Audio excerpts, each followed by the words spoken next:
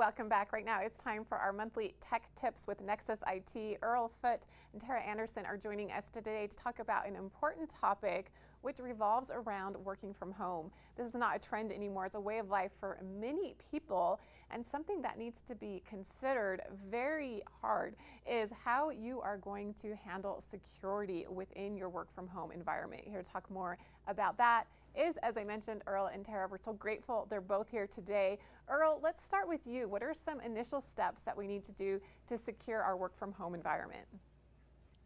Yeah, thank you, Christine, and good morning. Thanks for having us on.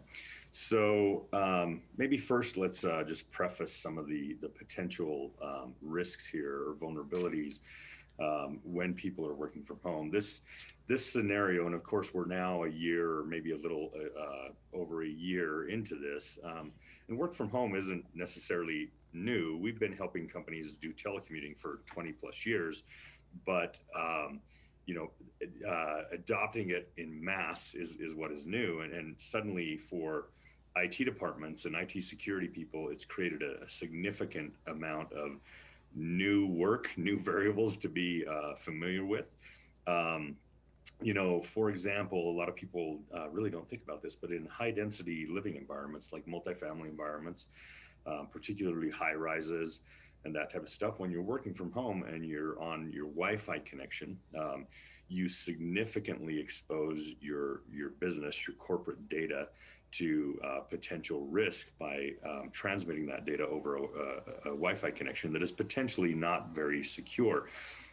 Besides that, there's been this trend, particularly early on in COVID, but it continues, of people posting photos and videos of their work from home environments, and that actually gives cyber criminals a significant amount of information that they can use to try and target you specifically as an individual, or use information they know about you to target somebody else within your organization.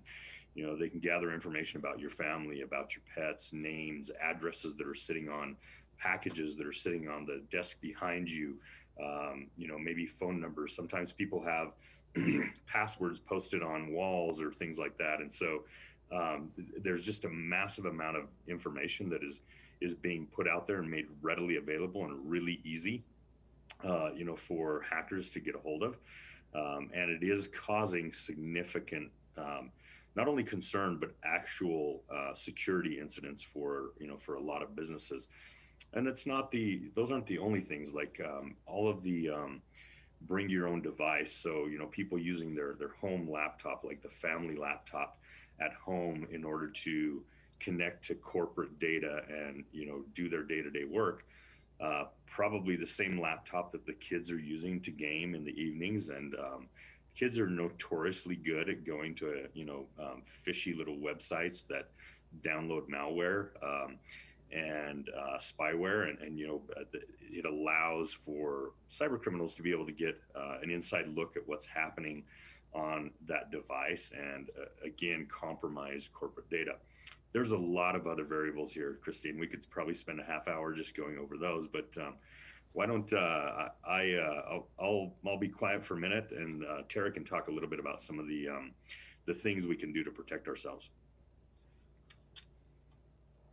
Tara, I would love to hear more about this topic. We're so concerned, and those lines have been blurred between work and home life. We're no longer maintaining that as we used to, out of necessity. And also there's been a lot of positive benefits that have come from working from home for many people. So what can we do? What can we do to stay safe and to consider security and still be able to maintain our work, our home life, while it all is blending together? Right. So you're right. Many different benefits have been derived from working from home. I enjoy those benefits often. I have a hybrid type schedule. I'm in the office today, but many times I'll be working from home as well. Multi-factor or two-factor authentication is actually one of the biggest tools that I see as being helpful. When I go to log in to any of my programs into my device, I have a two-factor app. On my phone, I use Authy, but there's several. Google has a product as well that gives me a unique code that refreshes every so many seconds. They can go in and authenticate that it's me. So I use multi-factor authentic. I can't say that anytime I'm on this show. I think last time I was on this show, I struggled with MFA, 2FA. Anyway, look that up. That's a word that I struggle with, but I don't struggle with utilizing it. I hop onto the app every time I log in to my device or to an application, especially secure applications where we're sharing data and other people's private information. Another thing you can do is enable a VPN. So if you do have to work from a dense area, such as an airport, a school, even maybe condos, hotel rooms, you can mask your IP and your identity that way. And then also just being highly aware. So, I started with Nexus IT inside a year. And about a year ago, we announced my new role with Nexus, and we did that on LinkedIn, which is fantastic. A lot of people do that. But I noticed shortly afterwards, I would get an influx of email on my personal Gmail, which is what I have listed on my LinkedIn account, from Earl, my boss, which wasn't really from him, but wanted me to check out my new comp plan, which is actually malicious. And so they're trying to entice me to click on a link, knowing that I'm new into my role. I'm going to accept anything from my boss. There's a lot of trust there. So I did receive quite a few emails to my personal Gmail that I had to be aware of. They attempted through my Nexus IT email, which we have protocol in place to shut those down. We do use email encryption. We have quarantine protocol, and so that was noticed right away there. But imagine if I am on my work device and I pop open my personal Gmail and I click on a link that says compensation from my boss, that could potentially be really damaging. So it's also just being hyper aware. Now it is good to know that although the name on it said Earl Foote, the domain, the email was not his email that I know it to be. So that would be the first red flag, is to check the actual email and the domain and see if that is in alignment with your records and what you have for that individual. Earl, there's so many things to consider. Is this something that Nexus IT can help individuals and businesses out with as we go forward? Can we reach out to you, and can you help us? Yes, 100%. This is definitely an area of expertise for us. Again, for over 20 years, we've been helping companies implement safe, secure, and effective telecommuting models. And so, we know all of the variables.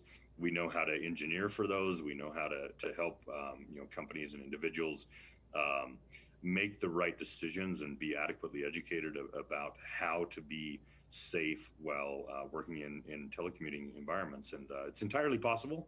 There is more work to be done, and there's a massive amount of new risk that comes with it. And so, it's very important that business leaders educate themselves about that and understand what they need to do to protect their corporate data, their sensitive client data, their HR and finance data, all of that stuff, right?